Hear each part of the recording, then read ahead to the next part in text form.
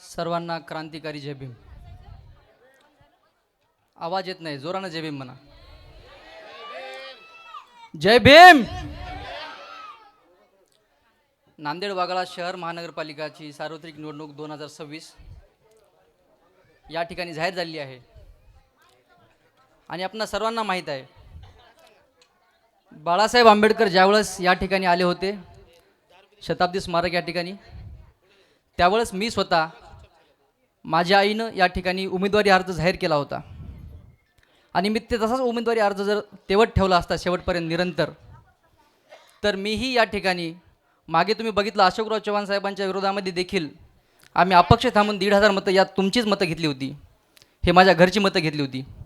परंतु या ठिकाणी यावर्षी असं मला करायचं नव्हतं, जेणेकरून या ठिकाणी नांदेडची युती होत असताना बाळासाहेब आंबेडकरांनी एकच सांगितलं होतं, तर नांदेडची युती जर व्हायची असेल तर प्रभाग क्रमांक 7 हा जयभीमनगर आहे, आंबेडकर नगरचा आहे.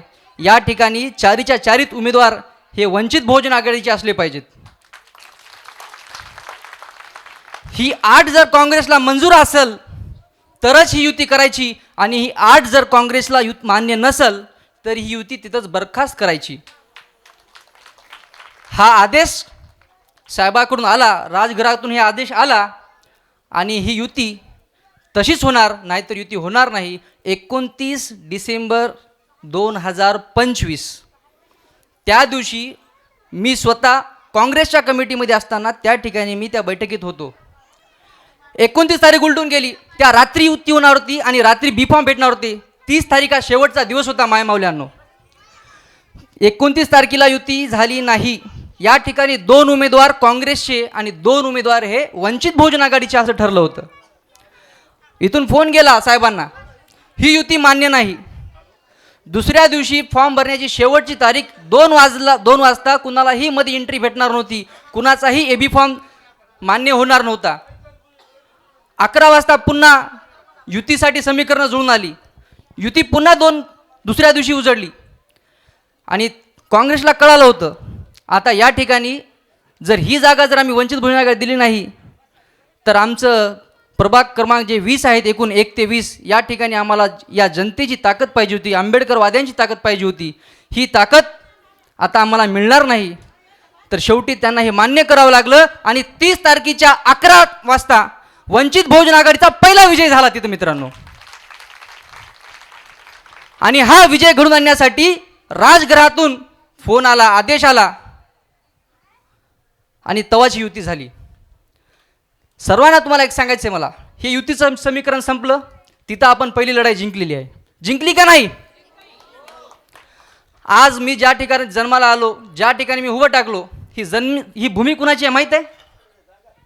ही भूमी या ठिकाणी असणाऱ्या, या ठिकाणी या मातीतल्या माझ्या मायबापाला शिकवणाऱ्या गुरुजन वर्गाचा, ज्यांनी या समाजासाठी बलिदान दिलं, त्या कसबे गुरुजीची ही भूमी आहे. ही भूमी त्यांची आहे. डॉक्टर बाबासाहेब आंबेडकरांचं नाव मराठवाडा विद्यापीठाला मिळालं पाहिजे, त्यासाठी बलिदान देणाऱ्या शहीद गौतम वाघमारेची ही भूमी आहे. ही भूमी कुणाची आहे तुम्हाला माहित आहे? ही भूमी अनेक पॅंथरांनी आपल्या स्वतःची राख रांगोळी केली, आपल्या घरावर तुळशीपत्र ठेवून स्वतःच्या लेकराच्या भाकरीचा विचार केला नाही, त्या पॅंथरांची भूमी आहे. ही भूमी शहीद एस.एम. प्रधानची भूमी आहे, सुनीलदादा मोरेची भूमी आहे. या भूमीसाठी माझ्या बापानं सुद्धा स्वाभिमानानं जीवन जगले, म्हणून आम्हाला कोणी विकत घ्यायची अजून ताकद कुणाची राहिलेली नाही. ही भूमी त्या सर्वांची भूमी आहे. आणि मला तुम्हाला हे सांगायचं, डॉक्टर बाबासाहेब आंबेडकरांनी या ठिकाणी सांगितलं आहे, जो समाज आपला इतिहास विसरतो तो समाज इतिहास कधीच घडू शकत नाही, कधीच नाही. तो समाज इतिहास कधीच घडू शकत नाही. मग तुम्ही विसरला का गुरुजींना? तुम्ही विसरलात का शहीद गौतम वाघमारेला, सुनीलदादा मोरेंना, एस.एम. प्रधानाला? तुम्ही विसरलात का? विसरलात नाही. तुम्हाला जे मतदानाचा अधिकार दिलाय ते माझ्या बापानं दिलाय. आपली लायकी नाही मतदान करायची, आपला काय बाप गेला नाही याला मतदान द्या म्हणून, याला मताचा अधिकार द्या म्हणून. तुम्हाला माहित आहे मतदानातून काय ताकद तयार होती? तुम्हाला असं वाटेल 2,000 रुपये 3,000 रुपये येणार आहेत येणार आहेत येणार आहेत भेटणार आहेत भेटणार आहेत भेटणार आहेत. अहो आम्ही बी देता, राहुल सोनसोळे बी देतात, प्रबुद्धची देतात, छाती टोकपणे देते, एवढी ताकद आहे. परंतु तुमचा स्वतःचा सक्का काका तुम्हाला पैसा देते काय? तुमचा स्वतःचा सक्का काका, सक्का मामा, सक्का भाऊ कष्टाचे पैसे तुम्हाला देते काय? सांगा, सुखा दुःखामध्ये देते? कारण की तुमचा काका, तुमचा भाऊ, तुमचा मामा रोज कष्ट करते, पैसा कमवते, घाम गाळून पैसे करून आणते, त्याला त्या पैशाची किंमत माहीत आहे. आज मी, माझा भाऊ, माझा बाप, आम्ही पैसा जरी कमवत असाल तर सकाळी 4-5 वाजता उठून रक्ताचं पाणी करून 5-6 घंट्याची झोप मोडून आम्ही पैसा जमवून आमच्या बापाचे स्वप्न पूर्ण करण्यासाठी आम्ही समोर आले होते. परंतु त्या स्वप्नाचा सुद्धा आम्ही चकनाचूर केल्या बाळासाहेब आंबेडकरांचे हात मजबूत करण्यासाठी. का मला घेता आले नसते 5-10 लाख रुपये? घेता आले नसते का? घरातून जेव्हा बाहेर निघू लागलो, आता कपडे घालून जेव्हा घरातून बाहेर निघू लागलो होतो, सभेमध्ये आपल्याला पाचारण केले, बोलायचे सांगितले. आता काय करायचे, काय बोलू यांना मी? तुम्हाला एक सांगतो, ज्यावेळेस मी BA ला स्वामी विवेकानंद मराठवाडा विद्यापीठामध्ये जेव्हा मी शिकत होतो, त्या टायमाला माझी पहिली ओळख माझ्या शहीद गौतम वाघमारेसोबत झाली. ती BA सेकंड इयरला, BA सेकंड इयरमध्ये इतिहासाच्या पानावरती शहीद गौतम वाघमारेचं नाव आहे. आताच्या पोरांचं नाव आहे काय? आता तुम्हाला सुनील मोरे, SM प्रधान, गुरुजी सारखे माणसं दिसायलेत काय? आणि जर पैदाधारी झाले आमच्यासारखे तर आमच्या पाठीशी तुम्ही ठामपणे थांबायला तुम्ही तयार आहात काय? हे प्रश्न तुम्ही स्वतःला विचारा. मग तुम्ही तसं वागत आहात म्हणून मला मान खाली घालून चलावं लागाले, मला मान खाली घालून घरी यावं लागाले. माझ्या मनातले दुःख तुम्हाला मी आता सांगालो. आता घरातून येत असताना राहुल भाऊ, बाजार सजा हुआ था, बाजार चालू होता, मंडई सजी हुई थी. बाजार लगा हुआ था, मंडई सजी हुई थी, हर एक शख्स बेचने को तैयार था, मगर हमने खरीदना मंजूर नहीं किया. घरातून बाहेर येत असताना, माझ्या घरातून बाहेर येत असताना, या गलीतून असं येत असताना, या गलीमध्ये असं जिकडं तिकडं बघत होतो, राजकारणाचं वातावरण चालू होतं. आणि काय बघालो मी? दयनीय अवस्था बघालो. काय बघायलो? बाजार सजा हुआ था, मंडई सजी हुई थी, हर एक शख्स बेचने को तैयार था, लेकिन बाळा साहब ने खरीदना मंजूर नहीं किया. का केले नाहीत? सरकारें आएगी, सरकारें जाएगी, लेकिन ये लोकतंत्र आबाद रहना चाहिए, ये लोकतंत्र बचना चाहिए. लोकशाही येईल, लोकशाही सरकार येईल, सरकार जाईल, पण ही लोकशाही जिवंत असली पाहिजे बांधवांनो.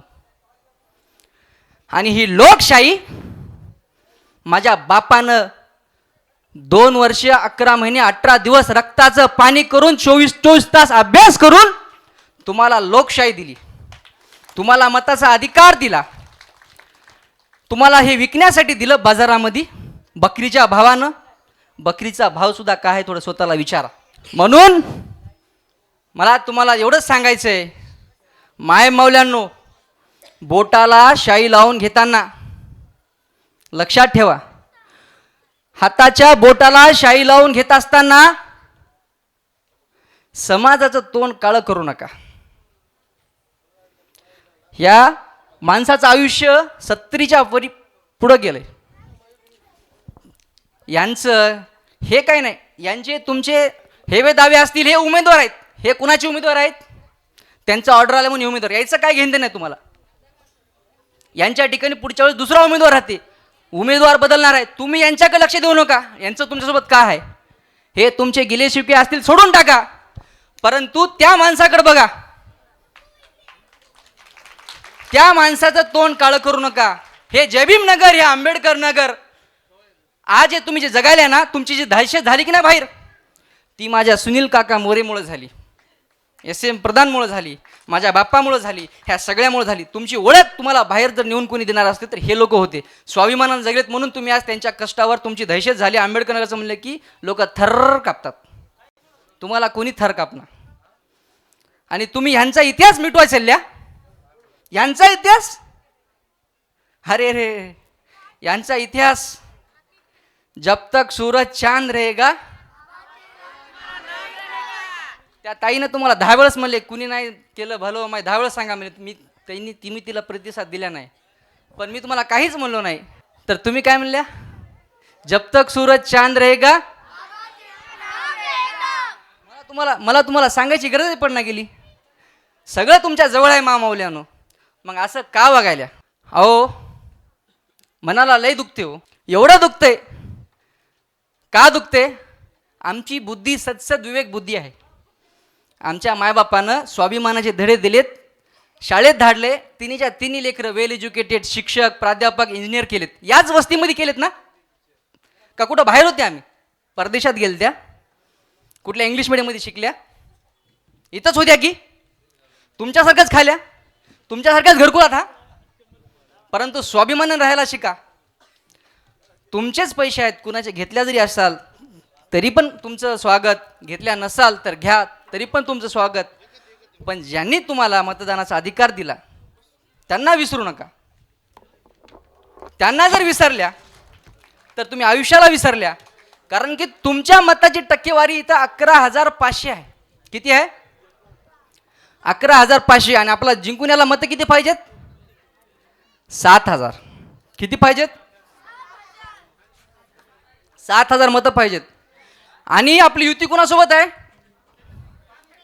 काँग्रेस. आणि काँग्रेसचा बेस वोटर कोण आहे.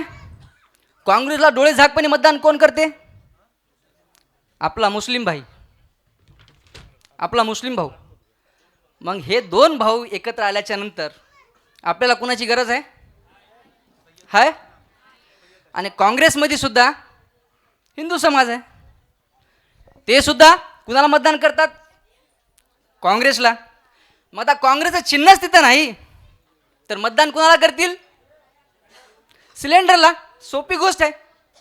मग तुम्ही इकडे तिकडे वन हिंडू नका. त्याला तुमच्या घरी येऊ द्या. वन हिंडत तुमच्या पाया पडत तुमच्या घरी येऊ द्या. त्याला तुमच्या मताची किंमत कळू द्या.